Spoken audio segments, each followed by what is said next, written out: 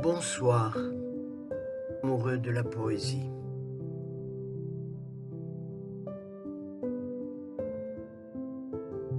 Et c'est en avril que j'ai connu l'exil, penché sur le fil de mes pensées, en imaginant l'enfant qu'elle serait. Le ventre lourdement arrondi, je m'apprêtais à fêter l'arrivée de celle que j'attendais patiemment depuis de longs mois.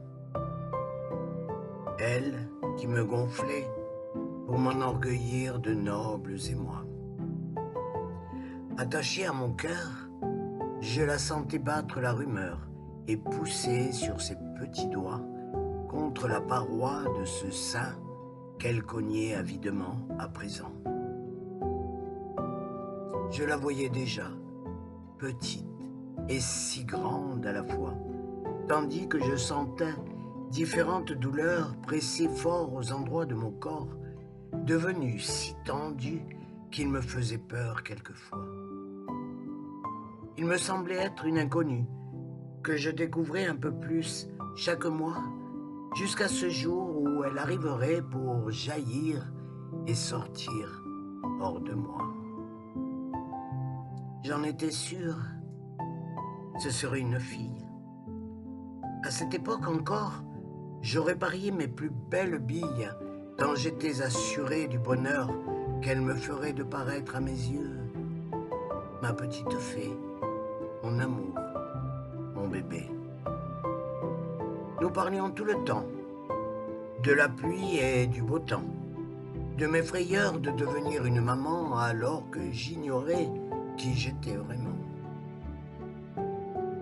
Je lui racontais les abords de ma jeunesse, l'ivresse croisée sur mes chemins de liesse. Je lui parlais de la paresse rencontrée dans les traverses lorsqu'indolente, je m'appuyais sur le tronc d'un olivier dans ce pays que je ne cesserai jamais d'aimer. Je la sentais tant s'agiter dans cette immensité d'amour réservée pour elle depuis des jours, que je m'enivrais de mes paroles et du désir de la bercer. Je riais tant, et je le savais, elle riait tout autant, noyée dans ce firmament que je regardais tendrement, comme s'il me fût étranger, alors qu'il vivait en moi.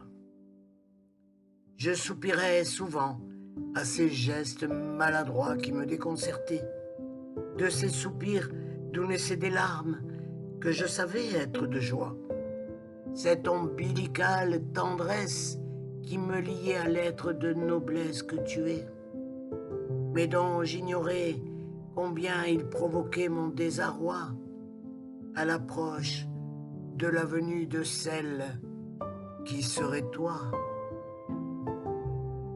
ma fille.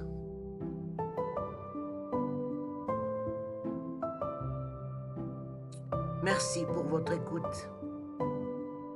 Samy Louve.